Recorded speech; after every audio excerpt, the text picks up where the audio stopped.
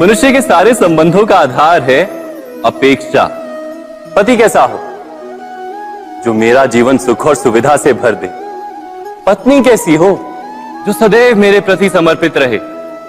संतान कैसी हो जो मेरी सेवा करे, मेरा आदेश माने।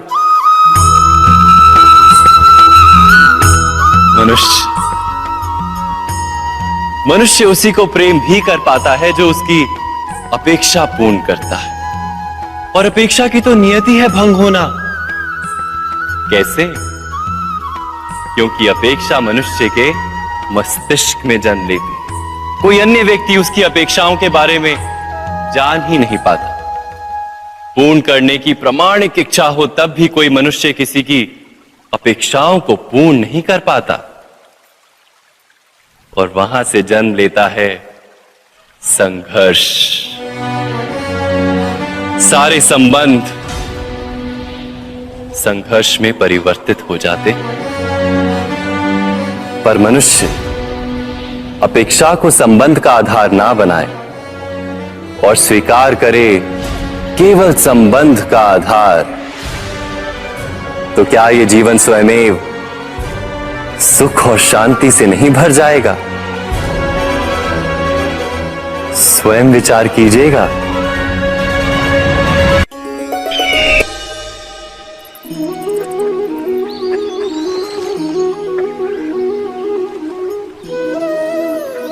समय के आरंभ से ही मनुष्य को एक प्रश्न सदा पीड़ा देता है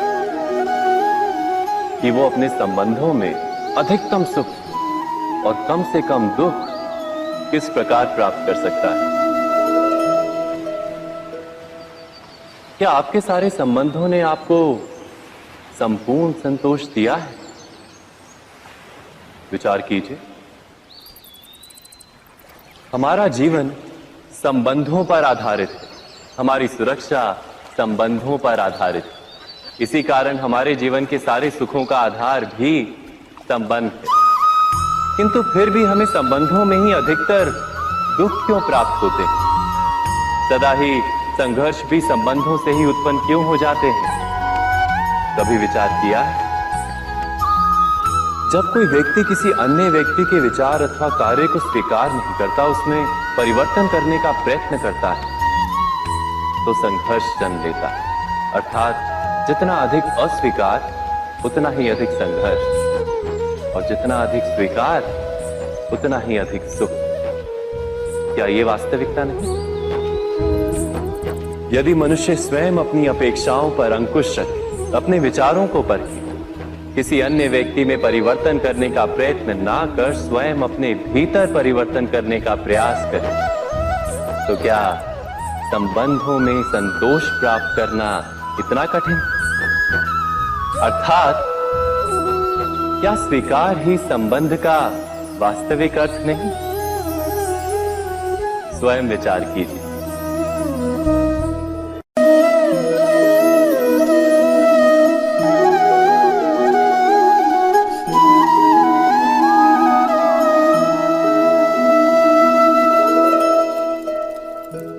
जब किसी व्यक्ति को किसी घटना में अन्याय का अनुभव होता है, तो वो घटना उसके अंतर को झकझोर देती। समस्त जगत उसे अपना शत्रु प्रतीत होता है। अन्याय लगने वाली घटना जितनी बड़ी होती है, मनुष्य का हृदय भी उतना ही अधिक विरोध करता है। उस घटना के उत्तर में वो न्याय मांगता है, और ये योग्य भी है।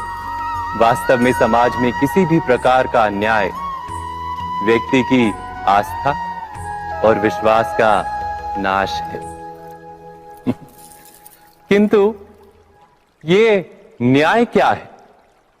न्याय का अर्थ क्या है? अन्याय करने वाले को अपने कार्य पर पश्चाताप हो, और अन्याय भुगतने वाले के मन में फिर से विश्वास जगे समाज के प्रति। इतना ही अर्थ है ना न्याय का। किंतु जिसके हृदय में धर्म नहीं होता, वो न्याय को छोड़कर बैर और प्रतिशोध को अपनाता है। हिंसा के बदले प्रतिहिंसा की भावना लेकर चलता है।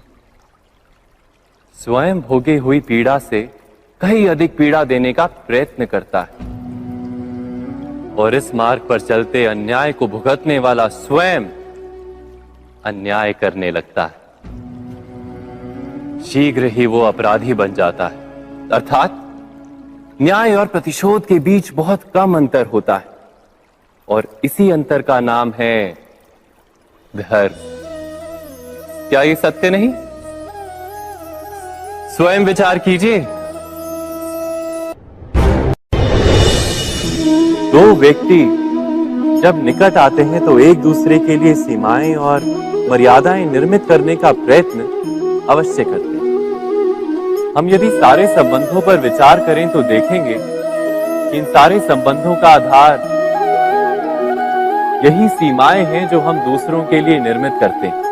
और यदि अनजाने में भी कोई अन्य व्यक्ति इन सीमाओं को तोड़ता है तो उसी क्षण हमारा हृदय क्रोध से भर जाता है। इन सीमाओं का वास्तविक रूप क्या है? क्या हमने कभी विचार किया? सीमाओं के द्वारा हम दूसरे व्यक्ति को निर्णय करने की अनुमति नहीं देते, अपना निर्णय उस व्यक्ति पर थोपते, अर्थात किसी की स्वतंत्रता का अस्वीकार करते हैं। और जब स्वतंत्रता का अस्वीकार किया जाता है तो उसका हृदय दुख से भर जाता है और जब वो सीमाओं को तोड़ता है तो हमारा हृदय क्रोध से भर जाता है। क्या ऐसा नहीं होता?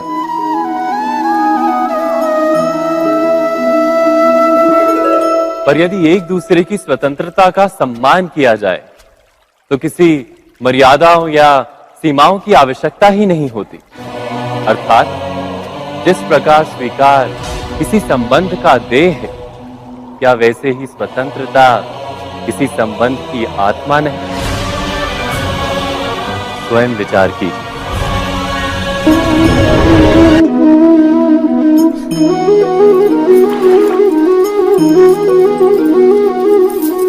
पिता सदा ही अपने संतान के सुख की कामना करते हैं, उनके भविष्य की चिंता करते रहते हैं। इसी कारणवश सदा ही अपने संतानों के भविष्य का मार्ग स्वयं निश्चित करने का प्रयत्न करते रहते हैं।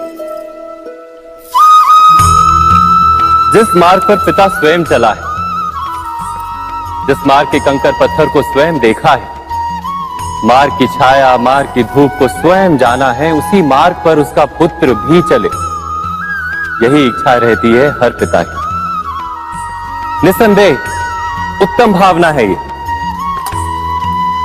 किंतु 3 प्रश्नों के ऊपर विचार करना हम भूल ही जाते हैं। कौन से प्रश्न? प्रथम प्रश्न, क्या समय के साथ प्रत्येक मार्ग बदल नहीं जाते? क्या समय सदा ही नई चुनौतियों को लेकर नहीं आता? तो फिर बीते हुए समय के अनुभव नई पीढ़ी को किस प्रकार लाभ दे सकते हैं? दूसरा प्रश्न, क्या प्रत्येक संतान अपने माता पिता की छवि होता है? हाँ, संतानों को संस्कार तो अवश्य माता पिता देते हैं, किंतु भीतर की क्षमता तो ईश्वर देते हैं। तो जिस मार्ग पर पिता को सफलता मिली है, विश्वास है कि उसी मार्ग पर उसकी संतानों को भी सफलता और सुख प्राप्त होगा। तीसरा प्रश्न, क्या जीवन के संघर्ष और चुनौतियां लाभकारी नहीं होती?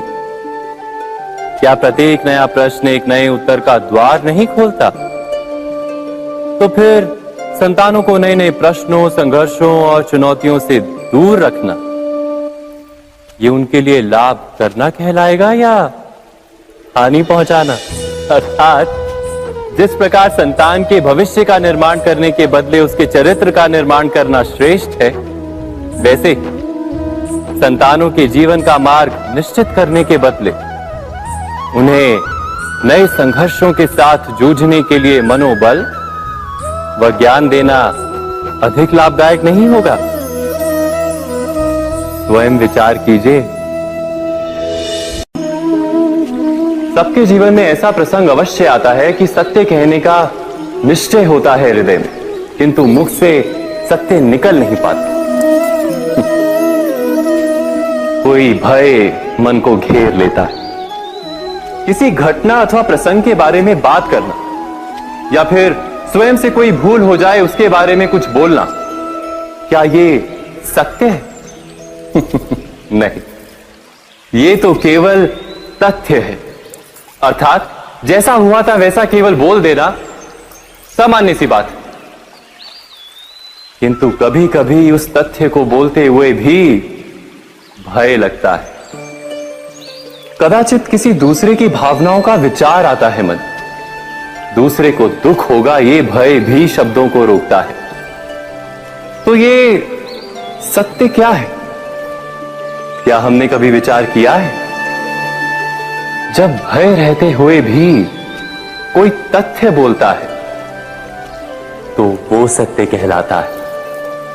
वास्तव में सत्य कुछ और नहीं, केवल निर्भयता का दूसरा नाम है। और निर्भय होने का कोई समय नहीं होता, क्योंकि निर्भयता आत्मा का स्वभाव है। अर्थात क्या प्रत्येक क्षण सत्य बोलने का क्षण नहीं होता?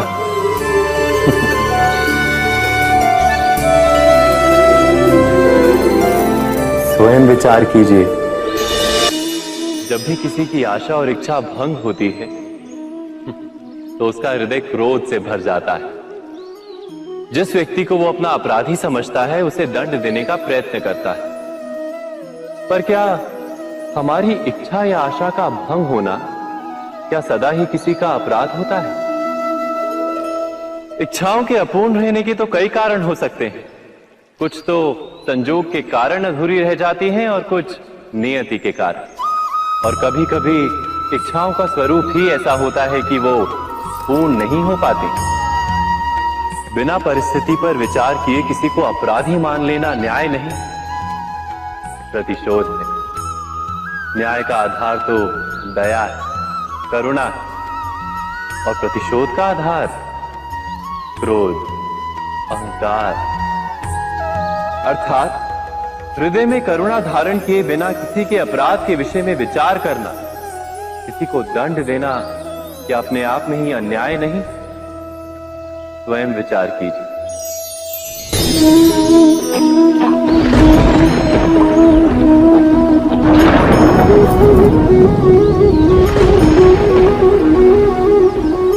सपनों और पूर्वाभासों के आधार पर हम भविष्य के सुख दुख की कल्पना करते हैं। भविष्य के दुख का कारण दूर करने के लिए हम आज योजना बनाते हैं।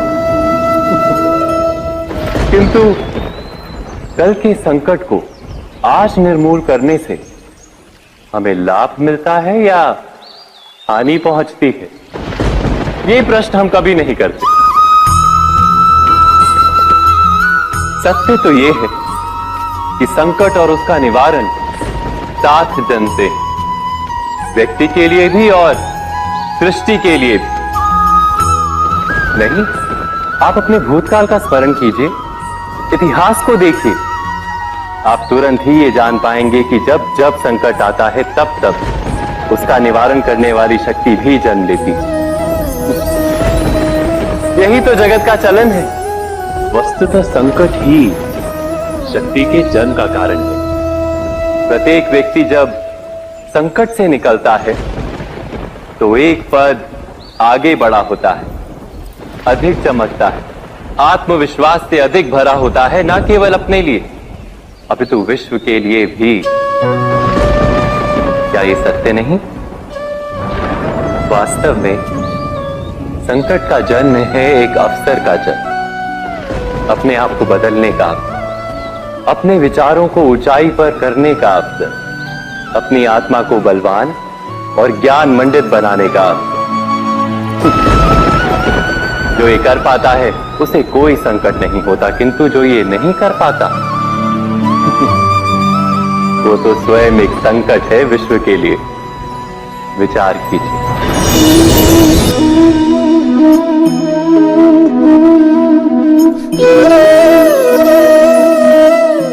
परंपरा में धर्म बसता है और परंपराएं ही धर्म को संभालने का कार्य करती हैं, ये सत्य है। पर क्या केवल परंपरा ही धर्म है? विचार कीजिए। सत्य तो यह है कि जिस प्रकार पाषाण में शिल्प होता है, उसी प्रकार परंपरा में धर्म होता है। इस पत्थर में शिल्प है, ये पत्थर शिल्प नहीं। शिल्प को उजागर करने के लिए उसे तोड़ना पड़ता है, अनावश्यक भागों को दूर करना पड़ता है। ठीक उसी प्रकार परंपराओं में धर्म ढूंढना पड़ता है। जिस प्रकार इंद्र पूजा की परंपरा को तोड़कर गोवर्धन पूजा का धर्म ना ढूंढा जाता, तो यादवों को उनकी मुक्ति का मार्ग नहीं मिल पाता। अर्थात परंपरा को पूर्णता छोड़ देने वाला धर्म से वंचित रह जाता है, और परंपरा का अंध अनुकरण करने वाला भी धर्म को प्राप्त नहीं कर पाता। कहते हैं हंस के पास नीर क्षीर विवेक होता है। दूध में मिले पानी को छोड़कर केवल दूध ही ग्रहण करता है। तो क्या सच्चा धर्म प्राप्त करने के लिए हृदय में ज्ञान से जन्मा विवेक आवश्यक है? और ऐसे विवेक के बिना जिसे धर्म मान भी लिया जाए, जो वास्तव में धर्म ना भी हो, ऐसा भी तो हो सकता है। स्वयं विचार कीजिएगा।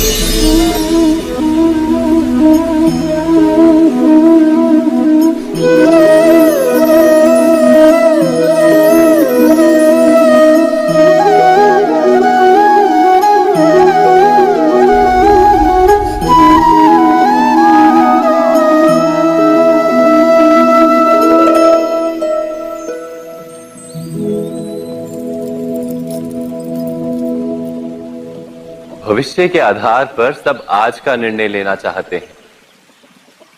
भविष्य में सुख मिले, भविष्य सुरक्षित हो, ऐसे निर्णय आज लेने का प्रयत्न रहता है सबका। आप अपने जीवन को देखिए। क्या आपके अधिकतर निर्णय के पीछे भविष्य का विचार नहीं होता? और हो भी क्यों ना, अपने जीवन को सरल और सुखमय बनाने का प्रयत्न करने का अधिकार सबका है। पर भविष्य तो कोई नहीं जानता, केवल कल्पना ही की जा सकती है। तो जीवन के सारे महत्वपूर्ण निर्णय कल्पनाओं के आधार पर ही करते हैं हम। क्या निर्णय करने का कोई तीसरा मार्ग हो सकता है? विचार कीजिए। सारे सुखों का आधार धर्म है, और वो धर्म मनुष्य के हृदय में बसता है। तो प्रत्येक निर्णय से पूर्व स्वयं अपने हृदय से ये प्रश्न अवश्य पूछ लेना कि ये निर्णय स्वार्थ से जन्मा है या धर्म से। क्या इतना पर्याप्त नहीं? भविष्य के बदले धर्म का विचार करने से क्या भविष्य अधिक सुखपूर्ण नहीं होगा? स्वयं विचार कीजिए। व्यक्ति को जब उसके अपराध का दंड मिलता है, तब कभी कभी उस न्याय को देखकर मन कचोटता है। प्रश्न उठता है हृदय में कि जब वो अपराध हुआ था, तब व्यक्ति भिन्न था। उसके पश्चात उसने इतने पश्चाताप किए, स्वयं में इतना परिवर्तन किया, फिर उसे दंड क्यों मिले? पर जहां आघात होता है, वहां प्रत्याघात भी होता है। जैसा कर्म वैसा फल। यदि किसी को प्रेम दोगे तो सुख प्राप्त होगा, यदि किसी की हत्या करोगे तो मृत्यु दंड मिलेगा। जैसा कार्य वैसा ही न्याय। तो फिर प्रायश्चित और पश्चाताप का कोई मूल्य नहीं है? अवश्य है मूल्य। प्रायश्चित और पश्चाताप मनुष्य की आत्मा को बलवान करता है। आने वाले दंड को स्वीकार करने के लिए मनुष्य को तैयार करता है। अर्थात बिना प्रायश्चित के दंड स्वीकार करने का कोई मूल्य है? स्वयं विचार कीजिए।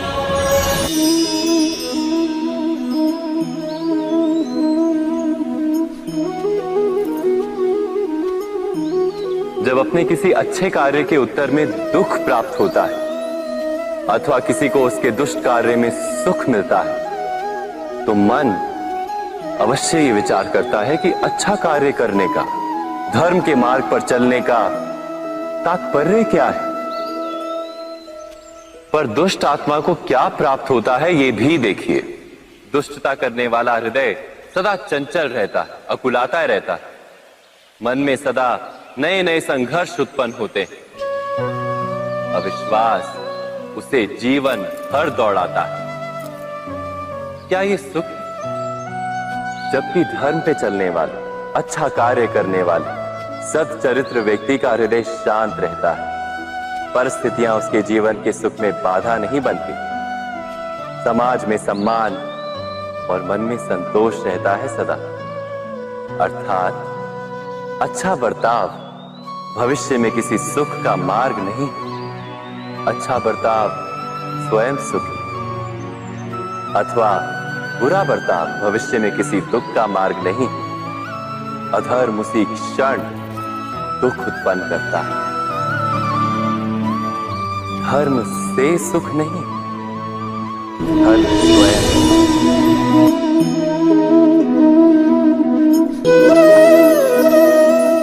सत्ता की लालसा सबके हृदय को घेरे रहती है। प्रत्येक व्यक्ति अपना एक राष्ट्र निर्मित करने का प्रयत्न अवश्य करता है। फिर वो राष्ट्र कुरु राष्ट्र की भांति बहुत बड़ा हो या फिर अपने परिवार तक सीमित हो, वो सत्ता प्राप्त करने का प्रयास अवश्य करता है। किंतु सत्ता का वास्तविक रूप क्या है? क्या हमने कभी विचार किया है? एक मनुष्य जितने अधिक लोगों के जीवन को प्रभावित कर सके, जितने अधिक लोगों के जीवन की स्वतंत्रता पर अंकुश रख सके, उतनी ही अधिक सत्ता का अनुभव करता है वो। सत्ता का वास्तविक रूप ही है अन्य के जीवन पर स्वयं का प्रभाव। किंतु क्या वास्तविक प्रभाव प्रेम, दया, करुणा और धर्म से निर्मित नहीं होता? जब भी मनुष्य कठोरता और अधर्म से सत्ता प्राप्त करने का प्रयत्न करता है, तब वो दूसरों के हृदय में विरोध अथवा विद्रोह को जन्म देता है। और परिणाम कुछ इस प्रकार। हाँ, कुछ समय के लिए वो स्वयं को प्रभावी और शक्तिशाली अवश्य पाता है, किंतु वो वास्तविक सत्ता नहीं। यही कारण है कि भृगु और वशिष्ठ जैसे ऋषियों की आज भी पूजा की जाती है, रावण और हिरण्यकश्यप की नहीं। इस पर तो आप विचार अवश्य करें। सत्य कहा ना?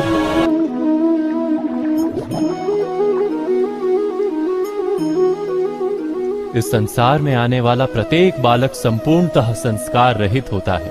उसके अंतर पर ना किसी अच्छे संस्कार के चिन्ह अंकित होते हैं, ना ही बुरे संस्कार के। अर्थात जन्म से बालक में ना कोई गुण होता है और ना ही कोई दोष। तो ये दोष अथवा गुण किस प्रकार प्राप्त होते हैं? क्या हमने कभी विचार किया है? जो बात माता पिता के मुख से निरंतर सुनी जाती है, वही बात उनकी संतानों के हृदय का संस्कार बनती है। जैसे किसी गांव में नदी तट तक एक पगडंडी बन जाती है केवल उस मार्ग पर बार बार चलने के कारण। अर्थात माता पिता के हृदय की इच्छाएं उनकी संतानों के हृदय का दोष अथवा गुण बनकर जन्म लेती हैं। क्या ये सत्य नहीं? पर फिर भी जब उनकी संतानों में कोई दोष दिखाई देता है, तो माता पिता आश्चर्य और दुख से भर जाते हैं। माता पिता का हृदय ये प्रश्न करता है कि उनकी संतानों में ये कुसंस्कार आए कहां से। सत्य तो यही है कि माता पिता अपनी संतानों को अनजाने में ही कुसंस्कार के बीज दे देते हैं, जो उनके संतानों की हृदय भूमि पर कुसंस्कार का वृक्ष बनकर उगता है।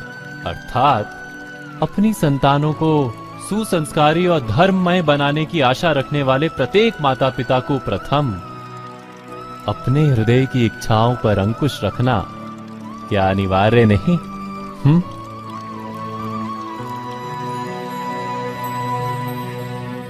प्रत्येक माता पिता इस पर विचार अवश्य कीजिएगा।